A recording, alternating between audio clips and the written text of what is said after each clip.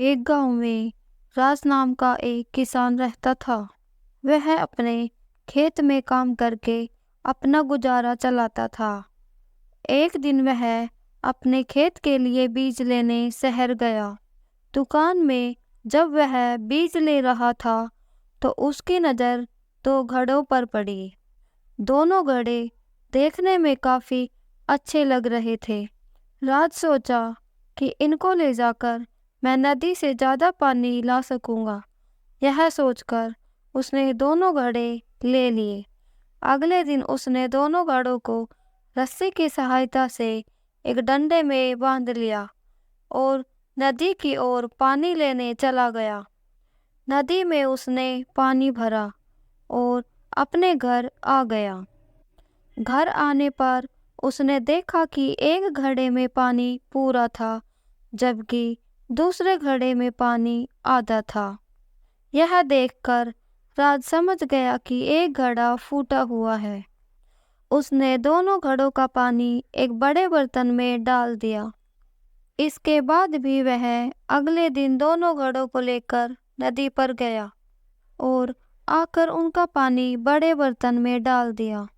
किसान के जाने के बाद फूटा घड़ा सही घड़े से बोलता है कि मैं किसी काम का नहीं हूँ। मैं रोज आधा पानी रास्ते में गिरा देता हूँ, फिर भी मालिक मुझे रोज नदी पर ले जाते हैं।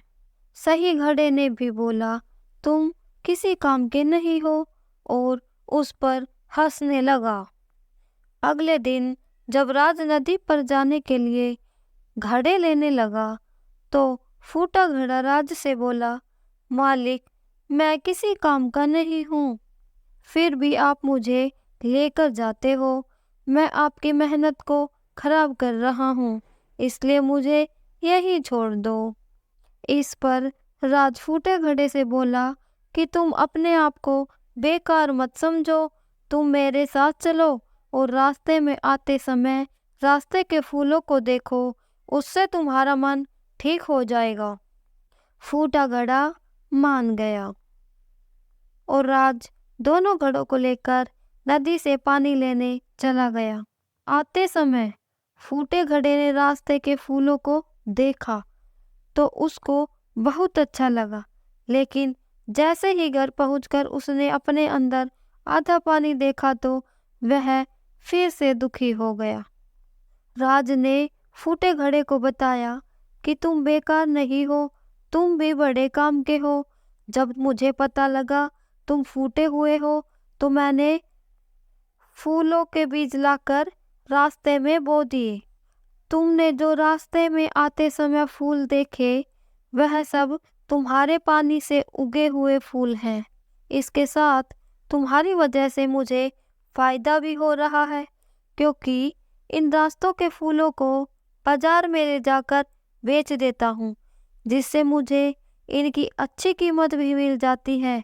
यह बात सुनकर फूटे घड़े को महसूस हुआ कि मैं बेकार नहीं हूँ, मेरा भी कुछ लाभ है।